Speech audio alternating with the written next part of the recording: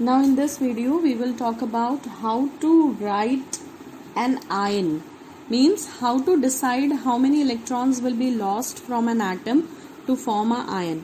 Especially बच्चों को वहाँ प्रॉब्लम आती है जहाँ पर 3D सीरीज के एलिमेंट्स में से आपको इलेक्ट्रॉन निकालना होता है. तो let us take an example. Iron का एग्जांपल लेते हैं. अगर आपसे किसी ने पूछा कि आयरन का इलेक्ट्रॉनिक कॉन्फ़िगरेशन क्या है, तो मैंने एक वीडियो ऑलरेडी बनाया है. स्कैंडियम से जिंक तक इलेक्ट्रॉनिक कॉन्फ़िगरेशन लिखें कैसे आसानी से, वो समझाया था.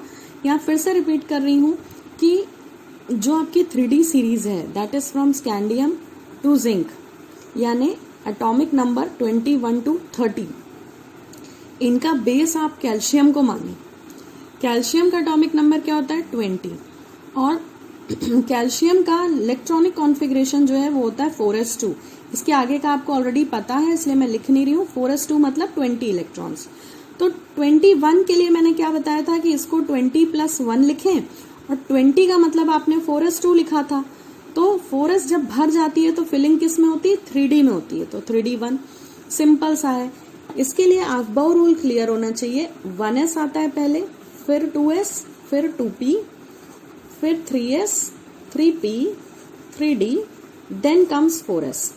अब जो order of filling of electrons है वो अगर आपने ध्यान दिया हो तो सबसे पहले 1s में इलेक्ट्रॉन जाता है, फिर जाता है 2s में, फिर 2p में, फिर 3s में. तो 1s के बाद 2s, 2s के बाद 2p, 2p के बाद 3s, 3s के बाद जाएगा कहाँ पर 3p में. 3p के बाद आपको अगर ध्यान से देखें तो ये एरो इंडिकेट कर रहा है नेक्स्ट कहाँ आ रहा है 4s में. तो 3p के बाद नोट करें कि आपको दिख रहा है कि 3d आना चाहिए, बट क्या आता है 4s आता है, क्योंकि एनर्जेटिकली 4s की एनर्जी कम है 3d से. तो 4s पहले भर जाएगा तब 3d भरेगा. तो यहाँ पर एक चेंज आता है, सीक्वेंस फॉलो नहीं होता. 4s भरने के बाद आप आकर 3d भरते हो. तो 3d में वो 10 इलेक्ट्रॉन्स आ सकते हैं. तो इसीलिए 21 टू 30 में 10 इलेक्ट्रॉन ग्रेजुअली स्कैंडियम से जिंक तक में किस में भरते हैं 3d में भरते हैं.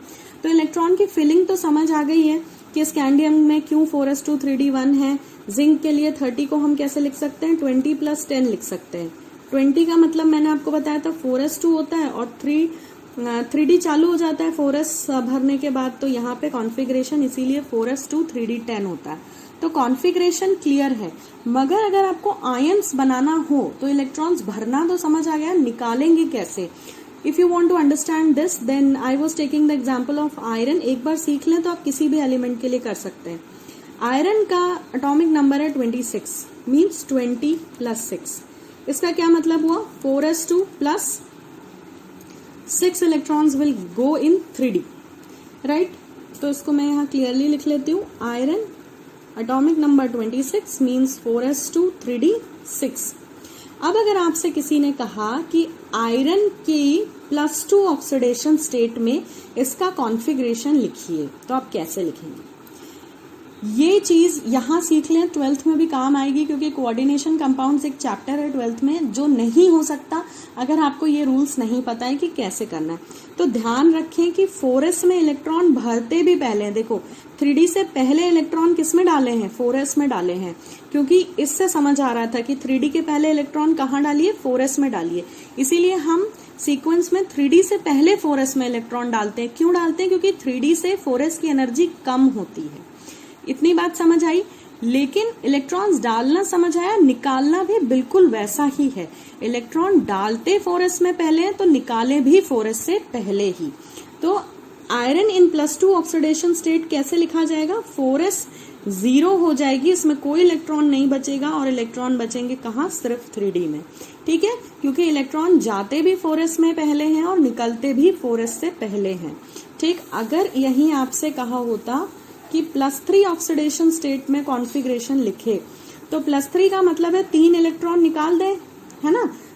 3 मीन्स 3 इलेक्ट्रॉन की बात हो रही, प्लस मतलब इलेक्ट्रॉन बाहर करने हैं. तो आप क्या करेंगे 3 इलेक्ट्रॉन बाहर करने के लिए, यहाँ साफ साफ समझ आ रहा है कि पहले इलेक्ट्रॉन 4s से निकालने हैं. तो 4s से तो 2 ही निकाल पाएंगे क्योंकि 2 ही है. तीसरा कहाँ जाएगा d से जाएगा. तो आप लिखेंगे 4s 0 3d5, या खाली 3d5 भी लिख सकते हैं. अगर आता है इसे ड्रॉ कैसे करें, तो ध्यान दें आयरन को कैसे ड्रॉ करते हैं। एक यहाँ बहुत इंपॉर्टेंट चीज ध्यान देने लायक है, ये बहुत बहुत इंपॉर्टेंट है, इसमें बहुत डाउट होता है बच्चों को कि हम लिखते तो 4s पहले हैं और 3D बाद में लिखते हैं, बट जब ड्रॉ करते हैं तो 3D अंदर ड्रॉ होता है।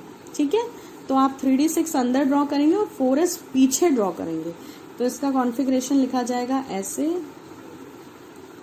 I am sorry, here should be only 6 and 4s2। Usually 11th class में आप 4s पहले भी बना सकते हैं, पर जब इन पे क्वेश्चन सॉल्व करने को आएंगे कोऑर्डिनेशन कंपाउंड्स में तो 4s पहले बनती है एनर्जी के टर्म्स में। सो बेसिकली ध्यान दें कि आपने ये बना दिया है किसके लिए, आयरन के लिए। अब आपको Fe2+ बनाना है, तो 2+ बनाना है, तो 2+ में क्या होगा, 3D will remain as it is और ये 4s ब्लैंक हो जाएगी। इसीलिए हमने लिखा है 4s0 3D6, क्योंकि +2 ऑक्सीडेशन स्टेट में क्या होगा, electrons will move out from 4s not from 3D। ठीक है, इसीलिए समझाने के लिए बताया कि बनाते समय भी 4s बाहर बनती है। बाहर क्यों बनती है, बनाते समय हम ये ऑर्डर फॉलो करते हैं कि पहले 3D बनाइए फिर 4s बनाइए, पर ध्यान दें ड्रॉ करते समय हम जो है ऑर्डर फॉलो करते हैं आफबाऊ का। ड्रॉ करते समय 3D पहले बनाते हैं, 4s बाद में बनाते हैं, लेकिन फिलिंग करते समय और इलेक्ट्रॉन इजेक्ट करते समय दोनों टाइम में 4s से पहले इलेक्ट्रॉन भरे और 4s से पहले निकाले, तब 3D की बात करेंगे। So this is the difference. And if it is Fe3+, देखें Fe2+ था तो 2 इलेक्ट्रॉन यहां से गए तो आपका 3D रिमेन्स अनचेंज्ड, उसमें 6 इलेक्ट्रॉन ही बचते हैं। बट अगर Fe3+ है तो यहाँ क्या होगा, 4s से 2 इलेक्ट्रॉन गए, तीसरा कहाँ से जाएगा, आपकी 3D से जाएगा, तो आपके पास बचेगा 3D5 लाइक दिस।